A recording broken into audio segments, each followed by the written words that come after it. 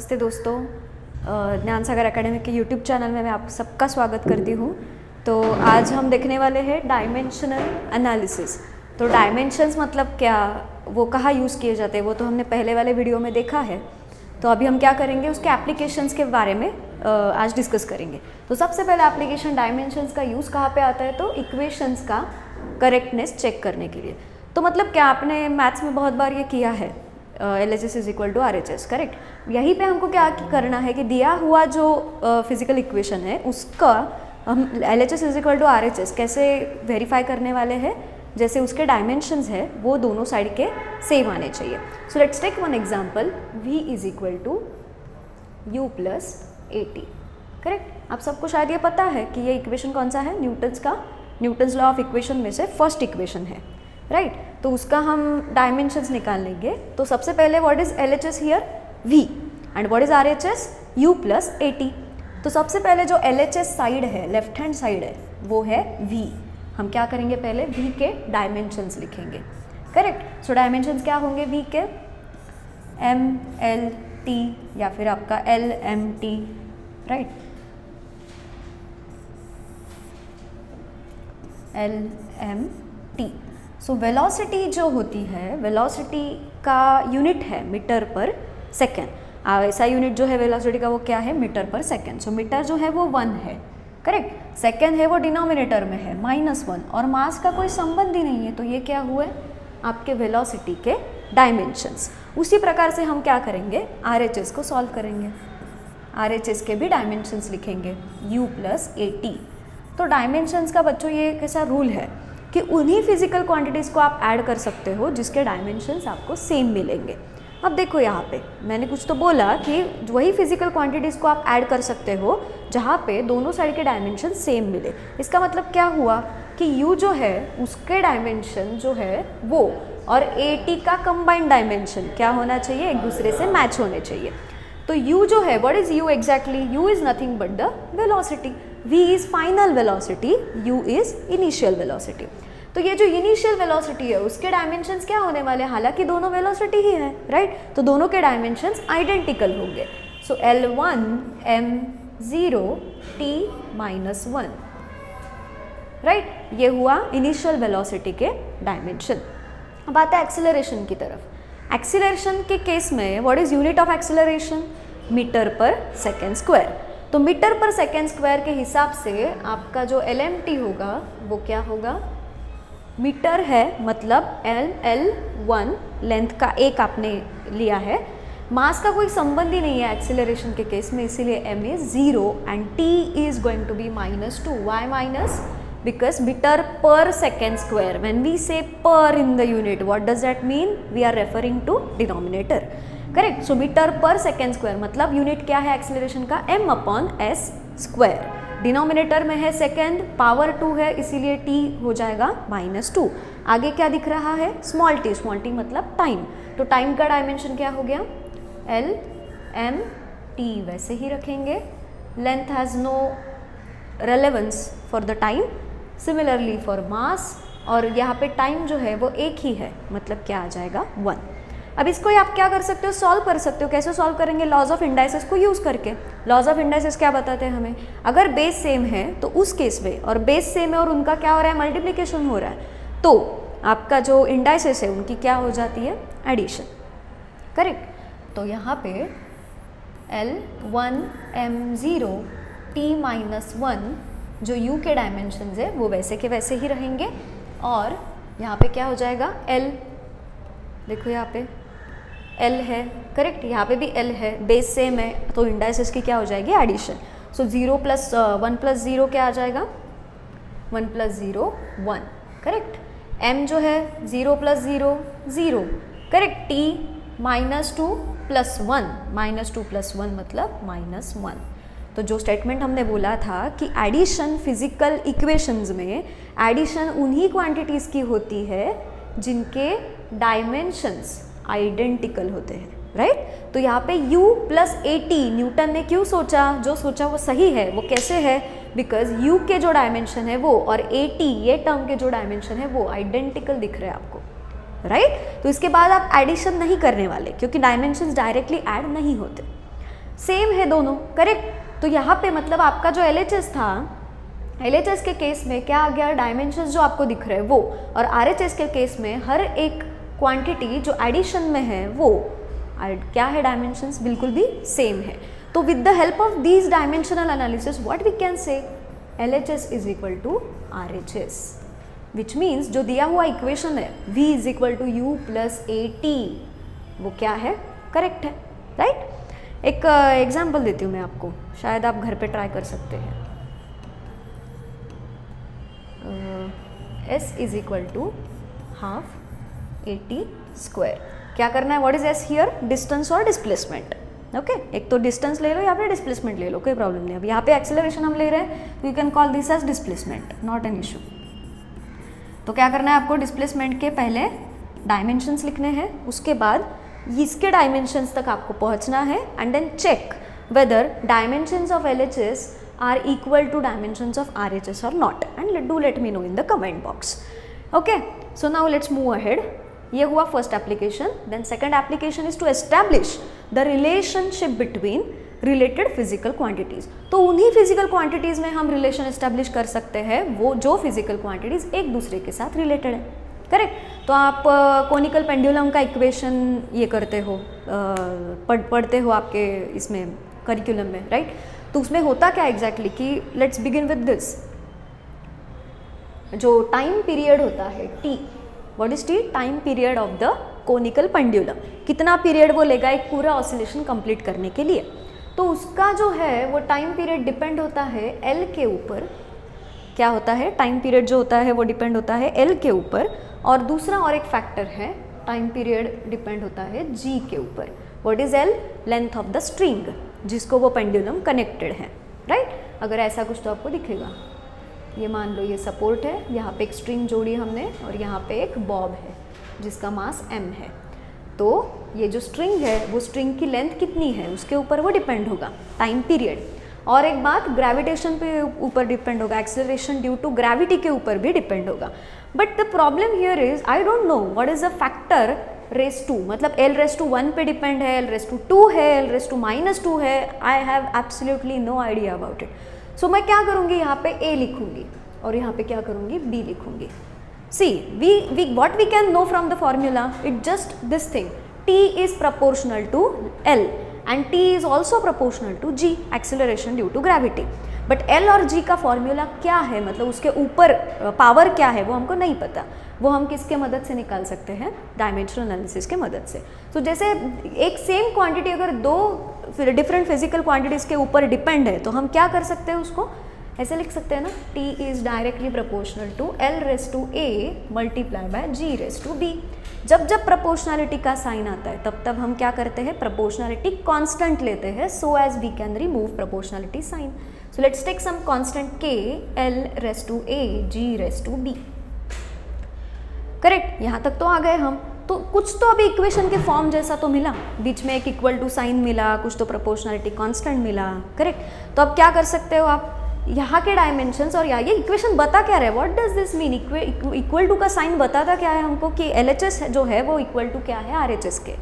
So if I talk in terms of dimensions, what does that mean in other words, dimension of T are equal to dimension of L, G जो भी है वो, correct. तो इसी हिसाब से हम आगे क्या कर सकते हैं कि इसी बेसिस पे, इसी अंडरस्टैंडिंग के बेसिस पे what we can do, we can write dimensions of each quantity. T के डायमेंशन क्या है, L M T, जैसे अपनी फेवरेट PMT है उसको उठा लो, L is 0 here, M is 0 और T जो है वो टाइम पीरियड है, करेक्ट। तो उसके डायमेंशन क्या आ गए, सिर्फ T, उसके डायमेंशन क्या आ गए, सिर्फ T। थोड़े दूसरे कलर से लिख लेते हैं ताकि वो नज़र आ जाए, L M T 0 0 T is 1, ठीक है। अब ये जो K है वो क्या है, प्रोपोर्शनलिटी कांस्टेंट है। K क्या है, प्रोपोर्शनलिटी कांस्टेंट, कांस्टेंट है, उसको ना यूनिट है ना उसको डायमेंशन है, तो वो जो K है वो वैसा का वैसा रहेगा, राइट। अब ये L है वो क्या है, लेंथ है, सबको पता है, तो L will be 1, M on the other hand will be 0 and T will also be 0। और पावर लिखना नहीं भूलना है हमको, क्या है पावर A। आगे G, acceleration due to gravity. अब एक्सेलरेशन है, एक्सेलरेशन का यूनिट अभी थोड़ी देर पहले हमने कुछ तो बोला, यूनिट क्या होता है मीटर पर second square which is SI unit. अब मीटर है मतलब मीटर किसका यूनिट होता है, लेंथ का, करेक्ट। तो एल की पावर आएगी 1, m 0 और t विल बी -2 क्योंकि डिनोमिनेटर में -2 है और उसकी पावर जो है b वो वैसे की वैसी रहेगी, correct. Now let's again apply laws of indices. Laws of indices क्या बताते हैं हमें कि अगर a रेस टू m और उसका भी रेस टू n होगा तो a raise to m into n जो पावर है उनकी क्या हो जाएगी, मल्टीप्लीकेशन, क्यों, ओके। तो k है वो वैसा का वैसा आएगा और ये जो l का पावर है 1 into a, what is 1 into a here according to laws of indices, यहाँ पे 0 इंटू a और यहाँ पे t raise to 0 into a, correct. Similarly इस ब्रैकेट के लिए हो जाएगा l raise to 1 into b, m raise to 0 into b and t raise to -2 into b, alright. तो क्या बचा फिर हमारे पास, ये सब करने के बाद k वैसा का वैसा रहेगा और l जो है l रेस टू a फिर m raise to 0 because anything multiply by 0 is always 0, t raise to 0, फिर उसके बाद l raise to b, m raise to 0 and t raise to -2b। Again we can apply laws of indices here और जो LHS है वो भी हम यहाँ पे लिख लेते हैं, l raise to 0, m 0, t 1, ठीक है। You can apply laws of indices here also, base same है और बेस का क्या हो रहा है, मल्टीप्लीकेशन, तो पावर की क्या हो जाती है, addition. So a plus b, m के केस में इट विल रिमेन 0, t के केस में 0 -2b मतलब क्या बचा, -2b। नाउ लेट्स ऑब्जर्व, क्या ऑब्जर्व करेंगे हम, LHS और RHS को ऑब्जर्व करते हैं, ठीक है। यहाँ पे L है, यहाँ पे L है, M M T T, खाली क्या चेंज हो रहा है, पावर चेंज हो रहा है। सो you can compare powers, right. So power compare करने के बाद क्या मिलेगा हमको, पावर जब कंपेयर करेंगे तो a plus b is equal to 0, ये एक इक्वेशन मिल गया और दूसरा equation -2b is equal to 1। देखो बच्चों यहाँ पे मुझे दो साइमल्टेनियस इक्वेशंस मिल गए, करेक्ट। हम बचपन में सॉल्व किया करते थे दो साइमल्टेनियस इक्वेशन, एक ये है एक ये है। सो इस इक्वेशन, ये इक्वेशन जो है वो मुझे b की वैल्यू दे रहा है विच इज़ -1/2। उसी को लेके हम क्या करेंगे, यहाँ पे सब्सटीट्यूट करेंगे to get the value of a equal to 0. So which means what is value of a is equal to 1/2 plus 1/2, correct। b मिला मुझे -1/2, a क्या मिला 1/2। अब what is the use of this value, ये जो शुरू में हमने लिखा था ये आपका इक्वेशन नंबर 1 जहाँ पे t is directly proportional to l raised to a and ये t is directly proportional to g raised to b। हम डायरेक्टली प्रोपोर्शनल क्यों बोल रहे हैं, क्योंकि अगर मान लो ये इन्वर्सली प्रोपोर्शनल है तो पावर क्या हो जाएगी, नेगेटिव, राइट। अगर पावर नेगेटिव है और आप उसको बोल रहे हो कि डायरेक्टली प्रोपोर्शनल है तो which means one and the same, खाली ये a और b की वैल्यू अगर नेगेटिव आई तो you can call it as inversely proportional, that is the only difference. So this is the equation which gives us the combined form of these two variables, correct. तो ये जो form है इसमें हम क्या करेंगे, अभी a और b की वैल्यू सब्सटीट्यूट करेंगे, राइट। तो ये अपना क्या है, मास्टर इक्वेशन, सो इसीलिए उसको स्टार लगा देते हैं, ठीक है। तो चलो आओ मेरे साथ अभी करो और इसमें वैल्यू सब्सटीट्यूट करते हैं। क्या था वो equation, t is equal to k लिया था हमने, l raise to a and g raise to b, correct. हमको मिली थी a की वैल्यू पॉजिटिव हाफ और b की वैल्यू -हाफ, ठीक है। यहाँ पे a की वैल्यू +हाफ और b की वैल्यू -हाफ। देयरफॉर जो t का इक्वेशन है वो क्या हो जाएगा, k l to the power 1/2 और g टू द पावर -1/2। अब इससे मुझे पता चल जाता है कि कौन से पैरामीटर को t जो है अपना वो डायरेक्टली प्रोपोर्शनल है और किसको इन्वर्सली प्रोपोर्शनल है। तो g रेस टू माइनस है ना, तो माइनस है मतलब क्या हुआ, t है जो g को इन्वर्सली प्रोपोर्शनल है। What do mean by this directly proportional and inversely proportional, जब हम बोलते हैं डायरेक्टली प्रोपोर्शनल है तो अगर एक क्वांटिटी बढ़ी तो दूसरी भी क्या हो जाएगी, बढ़ जाएगी। बट इन्वर्सली प्रोपोर्शनल अगर है तो विच मीन्स एक क्वांटिटी बढ़ी तो दूसरी कम हो जाएगी, that is what is the difference. So I can write this equation like this के राइट एल मतलब क्या होता है square root of L, correct. और इसी को मैं क्या करूँगी नीचे ले लूँगी स्क्वायर रूट ऑफ जी, क्योंकि वो क्या है पावर क्या है हाफ का मतलब क्या होता है स्क्वायर रूट, राइट. और ये माइनस है मतलब कहाँ होगा वो डिनोमिनेटर में. सो इसी इक्वेशन को हम और सिंप्लीफाई कर सकते हैं कि कॉमन स्क्वायर रूट दे दो एल अपॉन जी. तो ये मिला मुझे कैपिटल टी का equation for time period of pendulum, right. तो कैसे निकाला हमने, खाली डायमेंशनल एनालिसिस को यूज़ करके. ऐसे इक्वेशंस आप डिराइव कर सकते हो. जैसे आपके एक्सरसाइज में एक एग्जाम्पल है, क्या है वो एग्जाम्पल, काइनेटिक एनर्जी का आपको क्या करना है इक्वेशन डिराइव करना है. तो हम सबको पता है काइनेटिक एनर्जी क्या होती है, proportional to mass. Also kinetic energy is proportional to velocity. मान लो आपको फॉर्मूला पता ही नहीं है, बट आपको सिर्फ इतनी इन्फॉर्मेशन है कि kinetic energy of an object depends on its mass. अगर मास बढ़ गया ऑब्जेक्ट का तो काइनेटिक एनर्जी भी बढ़ जाएगी, करेक्ट. या बढ़ेगी या कम होगी, या ये इक्वेशन आपको वैसे भी बताने ही वाला है, not an issue. But a raise to क्या एम रेस टू क्या करोगे ए और वी रेस टू बी. तो उससे पता क्या चल जाएगा कि वो डायरेक्टली प्रोपोर्शनल है, इन्वर्सली प्रोपोर्शनल है, फॉर्मूला में उसका रिलेशनशिप क्या है. ठीक है, तो ये आप होमवर्क में करो और यही मेथड आपको यूज़ करनी है. अगर कुछ प्रॉब्लम आया तो आप कमेंट बॉक्स में मुझे बता सकते हो कभी भी, not an issue, correct. But यहाँ पे जब भी ये जो k की वैल्यू है, हमने क्या बोला था कि वो प्रोपोर्शनलिटी कांस्टेंट था, तो उसकी जो वैल्यू है वो आती है 1/2 पाई. अब आप सोचोगे ये आया कहाँ से, तो वो ये जो है ये आता है एक्सपेरिमेंटल ऑब्जर्वेशन से. सो एक्सपेरिमेंट रन करके आपको पता चलता है कि ग्राफ वगैरह प्लॉट करते हो और उसके हिसाब से आप क्या करते हो कॉन्स्टेंट्स की वैल्यू डिटरमाइन करके रखते हो, करेक्ट. तो मतलब अदर वैल्यूज जो है एल कितना भी चेंज होने दो, जी तो चेंज होने वाला है नहीं, राइट. सिर्फ एल जो है वो चेंज होने वाला है. तो वो अगर चेंज हुआ तो उसके अकॉर्डिंगली क्या होगा, टी भी चेंज होगा, but K will remain as it is and the value of K is 1/2 pi which is determined experimentally. Okay, so far so good.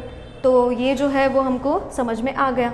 तो अब हम आते हैं लास्ट एप्लीकेशन पे, जो आप क्या करते हो यहाँ पे कन्वर्जन फैक्टर फाइंड आउट करते हो. बहुत बार आपको ऐसे सवाल अभी आएंगे न्यूमेरिकल में कि 1 centimetre is equal to how many metre, 1 kilometre is equal to how many metre, right. तो ये सब करने की क्या ज़रूरत है. फिजिक्स में जब हम न्यूमेरिकल सॉल्व करते हैं तो आपको एसआई यूनिट के अलावा कुछ भी नहीं चलेगा. तो जब गिवन क्वांटिटीज़ आप लिखते हो तो सबसे पहले ask this question to yourself, are given quantities in SI unit और not. If they are not, what you are going to do, conversion for sure, right. But वो करेंगे कैसे, कन्वर्जन फैक्टर पता आए कैसे, एग्जिस्ट क्यों करते कन्वर्जन फैक्टर्स, और बहुत दिमाग भी खाते हैं आप लोगों का, राइट, क्योंकि वो बहुत ध्यान रखना पड़ता है. तो बेसिकली कन्वर्जन फैक्टर आते हैं खुद डायमेंशन के हिसाब से. So let's take one example.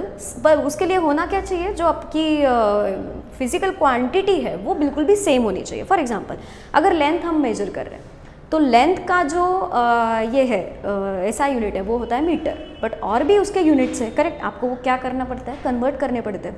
But बहुत बार ऐसी quantities, for example let's take example of work का यूनिट क्या होता है, जूल, करेक्ट. आप मेजर किस में करते हो, वर्क, जूल में. उसका सीजीएस यूनिट होता है अर्ग. तो अगर आपको अर्ग में दिया है क्वांटिटी तो उसको आपको क्या करना है, जूल में कन्वर्ट करना है, राइट. सो लेट्स अंडरस्टैंड कि 1 joule is equal to how many erg.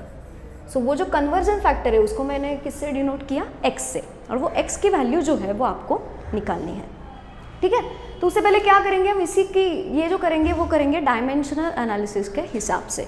So very first thing you need to understand is what is this unit is for. किसका यूनिट है, joule. So joule is unit of work. किसका unit है ये, work, correct. So what is work exactly, W is equal to force into displacement. Work क्या होता है, force into displacement. अब unit of work जो आया आपको वो किससे आया, न्यूटन. फोर्स का यूनिट क्या हुआ, न्यूटन, और टाइम का ये जो सेकेंड न्यूटन इंटू डिस्प्लेसमेंट है उसका क्या आएगा, मीटर, करेक्ट. सो बेसिकली अगर हमने क्या किया, ये इक्वेशन को चुना, ये इक्वेशन को लिया और उसमें क्या किया, करस्पॉन्डिंग क्वांटिटीज़ के यूनिट्स को सब्स्टिट्यूट कर दिया. सो वर्क का यूनिट मुझे क्या मिला, वर्क का unit is equal to unit of force multiply by unit of displacement. Force का यूनिट होता है न्यूटन, डिस्प्लेसमेंट का यूनिट होता है metre, correct. So newton metre. So you can further convert that newton into more fundamental units, जो fundamental units के बारे में हमने काफ़ी पहले वीडियो में बात की है। अगर आपसे वो वीडियो छूट गया होगा इन केस तो जाके चेक कीजिए एक बार, ठीक है। So newton you can write it as kg metre पर सेकेंड स्क्वायर, क्योंकि न्यूटन मतलब फोर्स हमने न्यूटन जी ने क्या बताया था, force is mass into acceleration, मतलब मास का यूनिट होता है kg, एक्सीलरेशन का होता है मीटर पर second square multiply by metre. So इसका मुझे फाइनल यूनिट क्या मिल गया, kg metre square per second square. So what do you mean by joule exactly, joule is nothing but the kg metre square per second square, right. So now let's apply dimensions to it. तो joule के जो dimensions है, now I can actually convert this derived unit into fundamental unit. क्या किया हमने, fundamental unit में उसको लेके आए। जैसे ही फंडामेंटल यूनिट हमारे पास आता है हम क्या कर सकते हैं, उसके डायमेंशंस लिख सकते हैं, correct. So dimensions of joule क्या आएंगे, डायमेंशंस ऑफ जूल, बैठ जाओ अपनी पीएमटी में, क्या बताती पीएमटी आपकी, जो एल है लेंथ का यूनिट दिख रहा है वहाँ पे मीटर स्क्वायर, पावर कितनी है 2, मास दिख रहा है, जी हाँ इस बार मास भी है, m is for mass don't forget, वो क्या है kg, पावर कुछ भी नहीं है मतलब क्या है 1, और जो टाइम है उसका यूनिट होता है सेकेंड स्क्वायर यहाँ पे, बट वो डिनोमिनेटर में इसीलिए -2। ओके ये लिख दिया। वापस से ये है आपका ऐसा यूनिट जूल, और ये अर्ग, एक्स की वैल्यू हमको पता नहीं है जो हमको निकालनी है। अब क्या करोगे आप, अर्ग के भी डायमेंशंस लिख सकते हो, करेक्ट। अर्ग क्या है, सीजीएस सिस्टम से बिलोंग करता है। तो ये जो फंडामेंटल यूनिट है जो आपको क्या दिखा रहा है, फंडामेंटल यूनिट जो है वो आपको जूल के लिए दिखा रहा है, राइट। सो वैसे ही अगर मैं अर्ग के लिए लिखूँ तो क्या हो जाएगा, जो जो मुझे एसआई सिस्टम में नज़र आ रहे हैं उनको मैं सबको क्या करूँगी, सीजीएस सिस्टम में रिप्रेजेंट करूँगी। तो मास जो होता है वो हम किससे कैलकुलेट करते हैं, ग्राम में कैलकुलेट करते हैं जब हम सीजीएस सिस्टम का इस्तेमाल करते हैं, और ये जाता है सेंटीमीटर स्क्वायर में और ये भी सेकेंड स्क्वायर में। दोस्तों अभी गौर से देखो, ये जो दो चीज़ें, हालांकि यूनिट चेंज हो गया, यूनिट की सिस्टम चेंज हो गई, पर क्या डायमेंशंस चेंज हो जाएंगे। It's like this, you and your father and mother staying in the same house, Aadhaar card के ऊपर एक पता होता है, एड्रेस होता है आपके घर का, राइट। आपके आधार कार्ड के ऊपर वही एड्रेस होने वाला है जो आपके मम्मी पापा के आधार कार्ड के ऊपर होने वाला है, right. Why, because both of you are staying in the same house. Similarly यहाँ पे हालांकि ये अलग यूनिट है, अलग सिस्टम से बिलोंग करते हैं, but they are the units of same physical quantity. अगर फिजिकल क्वांटिटी चेंज हुई नहीं है तो डायमेंशंस भी चेंज नहीं होंगे, तो x जो है वो वैसा का वैसा रहेगा और डायमेंशंस भी क्या करेंगे हम वैसे ही लिखेंगे, राइट। तो L2 M1 and T raise to -2। Okay यहाँ तक हो गया। अब इसके बाद क्या करना है, हमको x की जो वैल्यू है वो निकालनी है। This bracket is equal to some factor multiplied by this bracket. What I desire, value of x. So what I can do, I can take this L2 M1 T raised to -2 यहाँ पे, और divided by L2 M1 T raised to -2। अब आप बोलोगे आप क्या मतलब same ही तो है, कट होके क्या आ जाएगा, 1 आ जाएगा, बट नहीं। क्या आपका और आपके मम्मी का आधार कार्ड सेम है? नहीं ना, हालांकि एक घर में रहते हो, घर सेम है पर आधार कार्ड तो अलग अलग है, राइट। तो इनकी आइडेंटिटीज हमको क्या करनी पड़ेगी, सेपरेट करनी पड़ेगी। तो ये जो लिया है हमने डायमेंशन वो किसके लिए है, एसआई यूनिट के लिए, विच इज जूल, और ये जो डायमेंशन लिया है वो किसके लिए है, सीजीएस सिस्टम के यूनिट के लिए है, correct. So let's use prefix here. यहाँ पे हम करते हैं 1 1 1 और यहाँ पे हम यूज़ करेंगे 2 2 2। So we are using prefix 1 for SI unit and 2 for CGS unit. तो हमने क्या किया, एसआई यूनिट के डायमेंशन को सीजीएस यूनिट के डायमेंशन से डिवाइड किया to find out the factor x। Okay, तो इसी को आप क्या कैसे लिख सकते हो, now we can take this common, right. उसके पावर जो है वो सेम है, L क्या है 2 ही है, राइट। बट ये जो है L1 और L2 ये दोनों डिफरेंट है। So how you can do like this, so L1 raise to 2 upon L2 raise to 2। So this can come in one bracket, alright, similarly m1 upon m2, m1 की power क्या है 1 और m2 की power है वो भी 1, alright. और जो t है उसके लिए भी क्या हो जाएगा t1 to the power -2 upon t2 to the power -2। अब देखो यहाँ पे पावर सेम है बट जो बेस है, बेस जो है वो डिफरेंट है बट पावर है सेम है। So what you can do, you can keep those bases inside the bracket and take out common powers and give it to the corresponding bracket, right. So let's do that. तो क्या था यहाँ पे L1 upon L2, उसकी power जो थी 2, correct. यहाँ पे था m1 अपॉन m2, उसकी पावर थी 1 और t1 अपॉन t2, उसकी भी पावर थी -2। Let's cross check again, 2 1 -2, okay 2 1 -2। What is this for x, right. So L1 जो है वो हमने 1 प्रीफिक्स किसके लिए यूज़ किया था, SI यूनिट के लिए, और 2 जो है वो किसके लिए यूज़ किया था, CGS यूनिट के लिए, correct. So now let's do some conversions, वो तो हमको पता है, L is for length, correct. Length का SI यूनिट होता है metre, correct. 1 metre is equal to कितना होता है 10⁻² सेंटीमीटर, करेक्ट। मीटर की जगह पे हम क्या कर सकते हैं 10⁻² सेंटीमीटर, ये किसके लिए है, लेंथ के लिए, इसके लिए ये है लेंथ के लिए, राइट। सिमिलरली फॉर मास, उसका यूनिट होता है kg, kg को आप क्या करोगे ग्राम में कन्वर्ट करोगे, 1 kg इज 10⁻³ ग्राम, ये किसके लिए किया हमने, मास के लिए, ठीक है। और टाइम जो होता है उसका CGS यूनिट और SI यूनिट तो सेम ही होता है, सेकेंड, राइट, तो उसको कन्वर्ट करने की ज़रूरत बिल्कुल भी नहीं है, करेक्ट। तो फिर भी हम यहाँ पे लिख लेते हैं कि सेकेंड जो है वो क्या है, किसके लिए है, टाइम के लिए यूनिट है। Now let's go for x is equal to क्या करेंगे, अभी हम यहाँ पे सब्स्टिट्यूट कर सकते हैं। जो L1 है वो L1 क्या था, SI के लिए, करेक्ट। तो एक उसका यूनिट जो होगा वो क्या होगा, मीटर, राइट, मीटर। L2 क्या होगा, सेंटीमीटर, पावर क्या है 2, और आगे m1 के लिए यूनिट विल बी kg, नीचे ग्राम, पावर 1, और टाइम के लिए क्या आ जाएगा सेकेंड, और पावर रेज़ टू -2। सो ये जो है metre is 10⁻² centimetre, correct.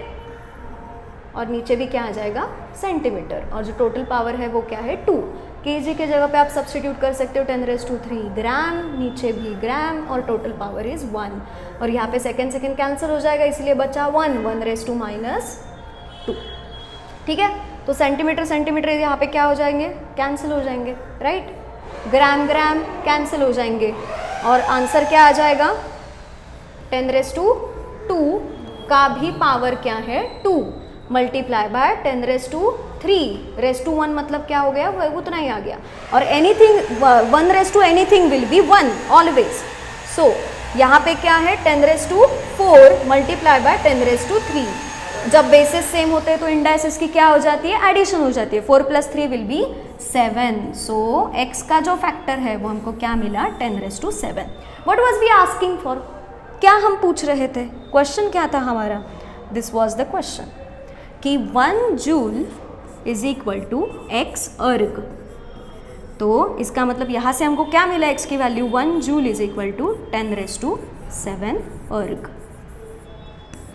I hope आपको समझा होगा बच्चों। इसी तरीके से आप क्या कर सकते हो, एक जो आपके फोर्स का जो यूनिट है newton, 1 newton is equal to x, और जो उसका CGS यूनिट है वो क्या होता है डाइन, राइट, डाइन। आप क्या कर सकते हो, यही प्रोटोकॉल फॉलो करना है, और जो x का फैक्टर है डाइन का वो आपको निकालना है, right. So do that, please do on your own. जो प्रोटोकॉल है वो मैंने अभी समझाया है आप लोगों को, और अगर कहीं पे भी आप अटक गए तो क्या आप क्या कर सकते हो, हमेशा कमेंट बॉक्स में हमें लिख के भेज सकते हो। अगर प्रीवियस वीडियोज़ आपने अगर नहीं देखे तो प्लीज़ जाके चेक कीजिए। Thank you so much for watching. Please do like, share and subscribe.